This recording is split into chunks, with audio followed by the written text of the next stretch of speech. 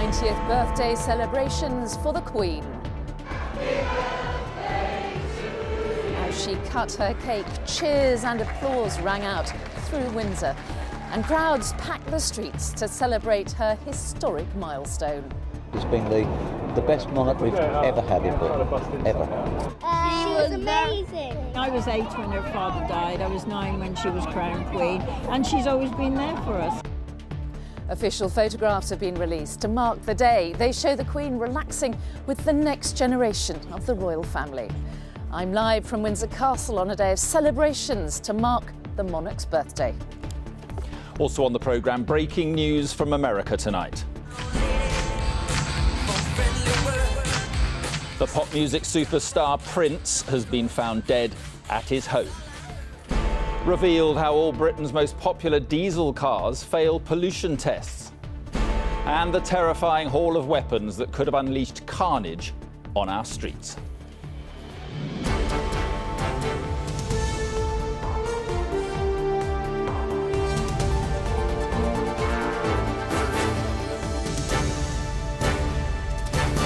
This is the ITV Evening News with Mary Nightingale in Windsor and Mark Austin in the studio. Good evening from Windsor, where today the Queen has been celebrating her 90th birthday, surrounded by her family and thousands of well-wishers. The streets here were decked in red, white and blue as Her Majesty went on a royal walkabout to thank the crowds. To mark the occasion, there were gun salutes, touching family portraits and, of course, a cake. Our royal editor Tim Hewitt reports on how the country celebrated our Queen's 90th birthday.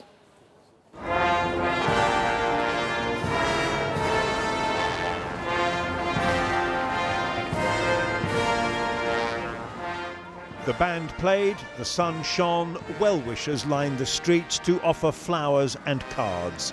In a town heavy with royal history, Britain's 90-year-old monarch set forth to meet her people.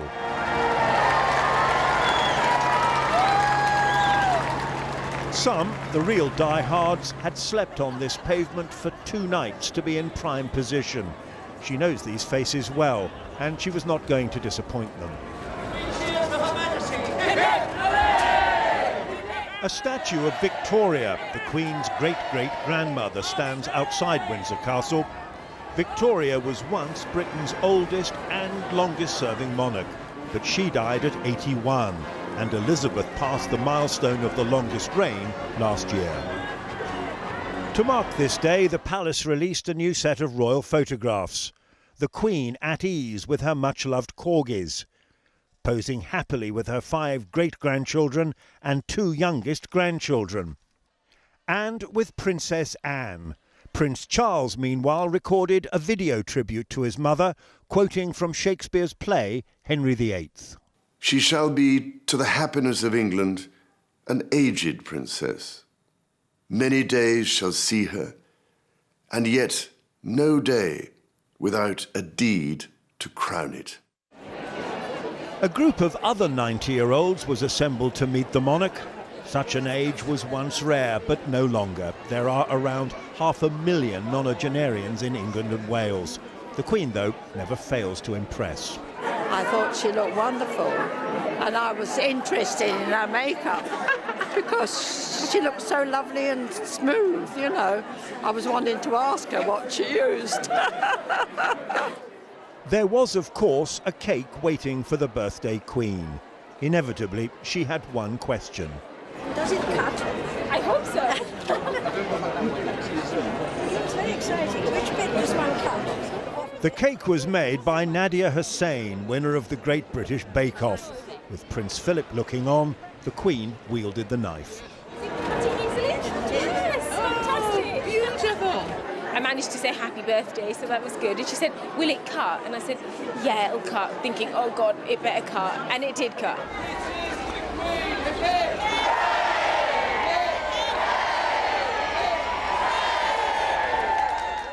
After the walkabout, and the Queen limits those now, came the drive-through. The royal vehicle today was fitted with its own onboard camera, a good way to capture the monarch's view of the celebrations. The Queen is 90, her husband nearly 95. But for all the advancing years, the show goes on. Tim Hewitt, ITV News, Windsor. The Queen's enduring appeal was reflected here by the people who came to wish her a very happy birthday. There were young and old alike from across the world. Some had slept here for 2 nights to be sure of a prime position. Nina Nanar reports on the crowds and the celebrations. Happy birthday! They were practicing their happy birthdays well before the Queen was set to make an appearance. We are from India. Happy birthday to the Queen. And fans had travelled to Windsor from all over the world. From Greece, happy birthday to the Queen! Even those from nearer to home, like Anne and Judy from Cardiff, had been up since the early hours. We were up at midnight, shampooing and conditioning. Camilla, that was. She obviously means an awful lot to you. Oh, she means a lot to everyone. In fact, everyone was well groomed today, with the Queen's generation looking ahead. Mate, she lived to be 100. Yeah. 100 years old, yeah. I mean, she's the longest reigning monarch so far, the eldest monarch, and we would love to send her a telegram. Yeah. Wouldn't that be nice? Yeah. Telegram from us three, yeah. And at last, for those three and the younger generation, the wait was over.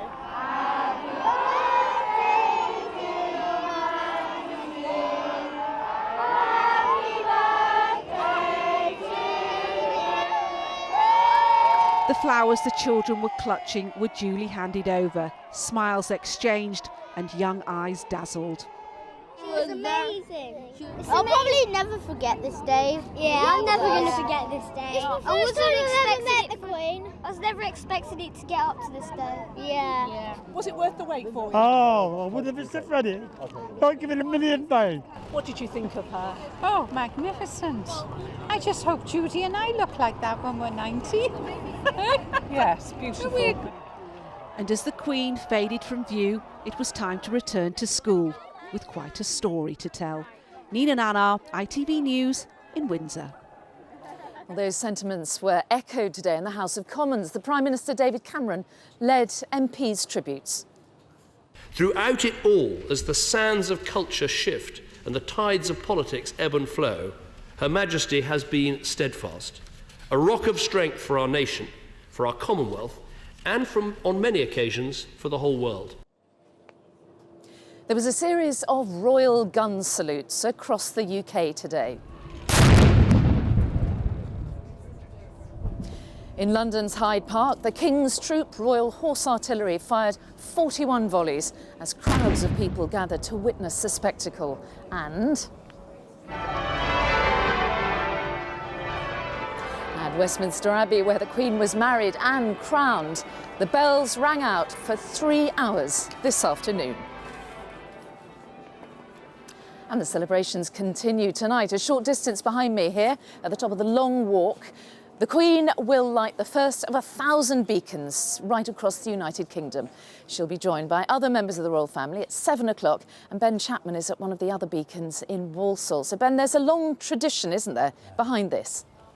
We'll be playing a little bit later on also. Yes, there is, and these people have come down here to Walsall Arboretum this evening to try and be part of that. This town's beacon will be lit at 7:30, about half an hour after the Queen lights hers at Windsor Castle. People are here. We've got 1,000 people expected. The Union flags are already out.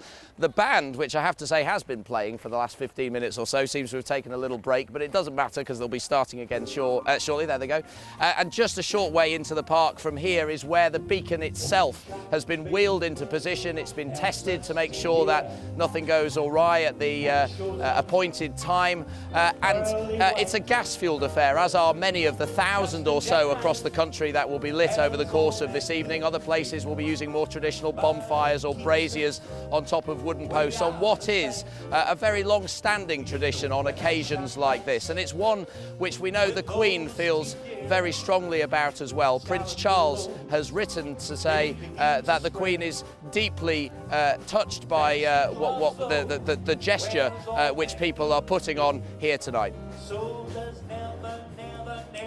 Chairman, thank you very much indeed. And our royal editor Tim Hewitt joins me now. Tim, some really spectacular scenes today. What stood out for you?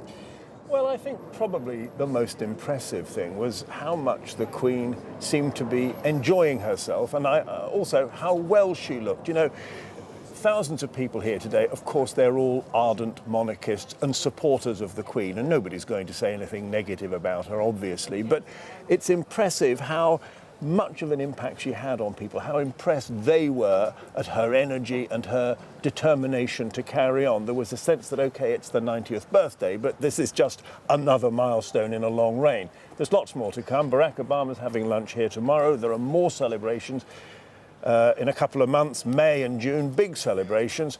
And, of course, the Duke of Edinburgh will be turning 95. I tell you what struck me most of all, how much she smiled.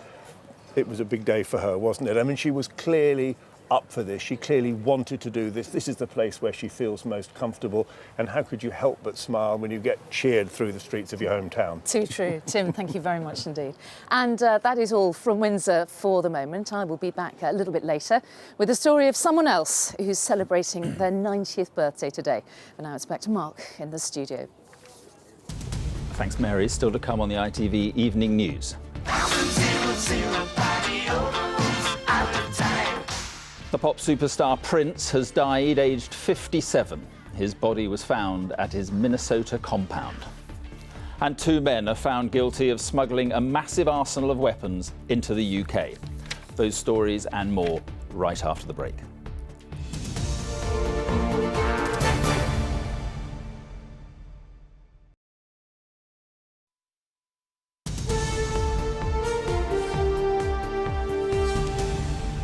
Welcome back. Some breaking news now. And the legendary musician Prince has been found dead at his estate in Minnesota in the United States. The singer was 57 and was recently said to have been suffering with severe flu.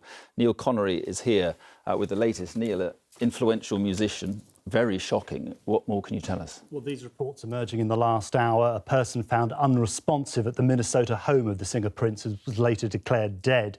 His publicist has confirmed his death a short time ago. We understand there are police and medical staff now at the home as we speak, as investigations get underway.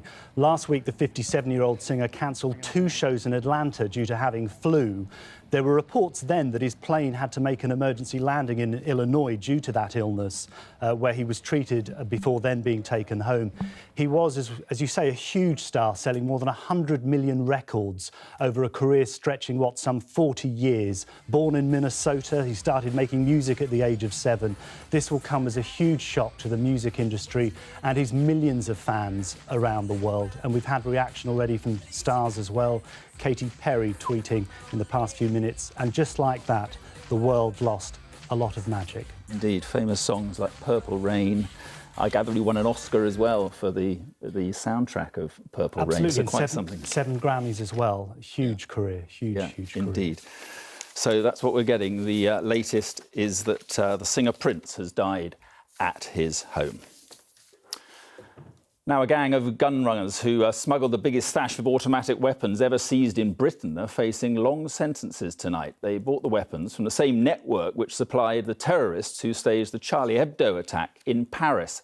Prosecutors said the weapons could have unleashed carnage on a terrifying scale. Richard Pallow reports. Under tight security, they were driven into the Old Bailey. The number of armed officers a reflection of the gravity of what this gang had been attempting to do.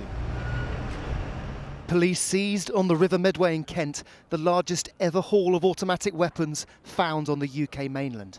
Covert surveillance recording the moment the gang was caught. Their cargo included 22 automatic rifles similar to AK-47s, 9 machine pistols and well over 1,000 rounds of ammunition. The actual haul in terms of the seizures was massive.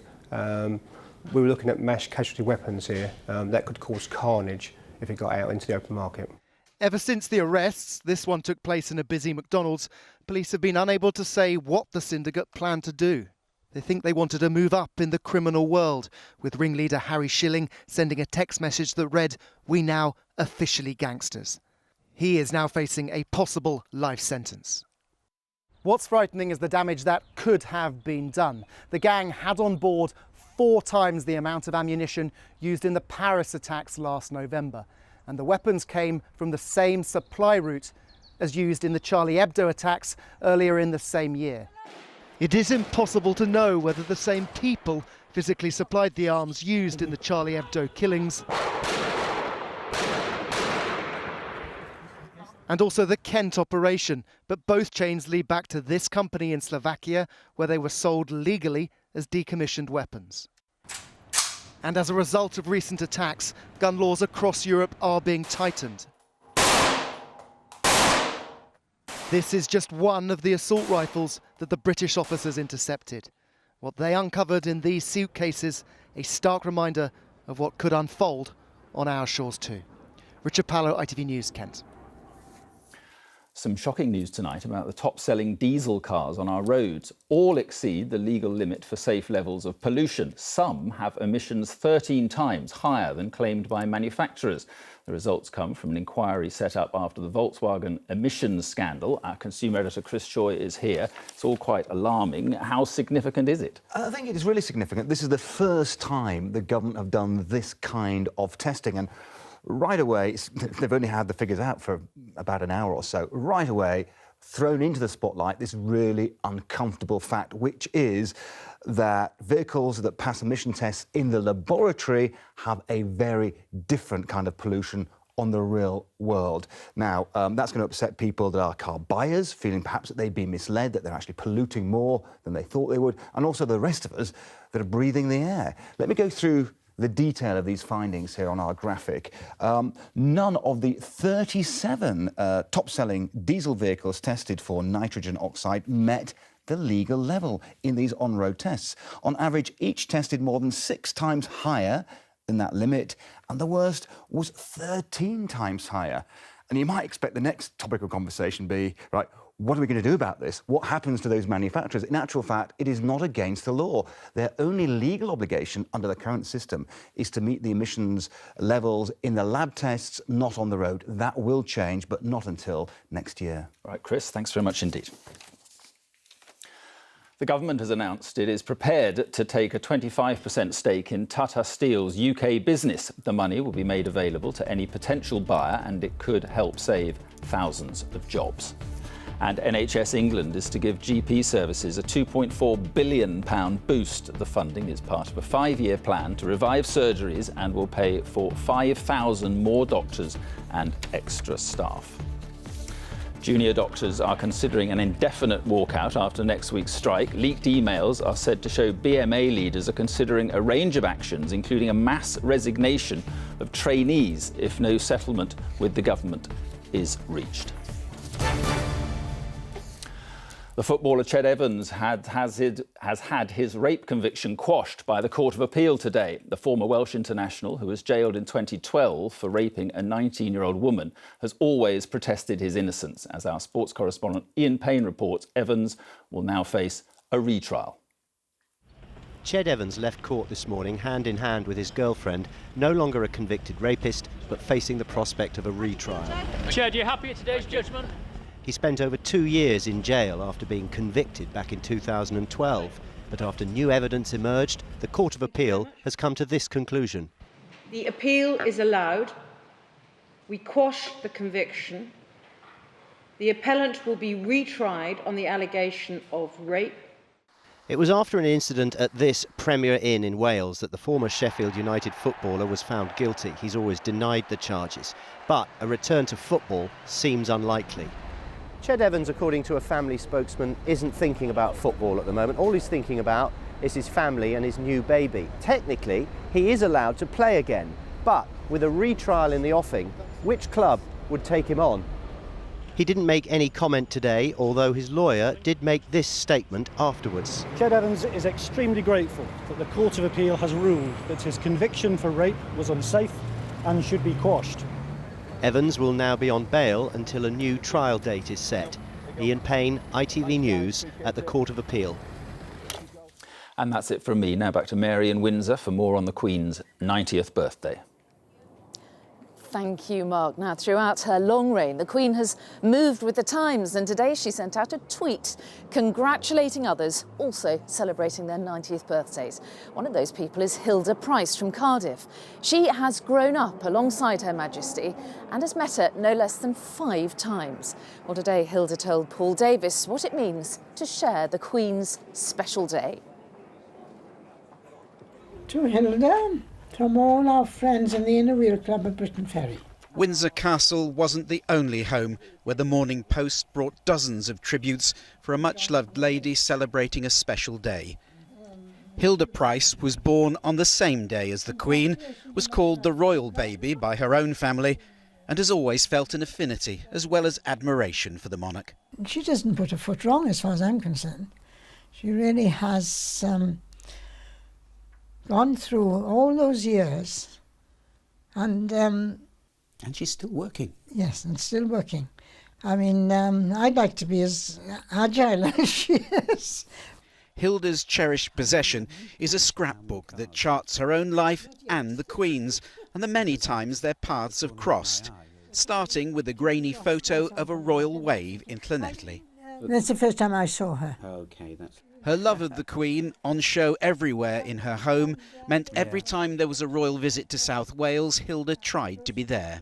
There's the Queen in the photo, and there's me. A small homemade sign stating their connection resulted in a royal conversation in 1989. 10 years ago, even better.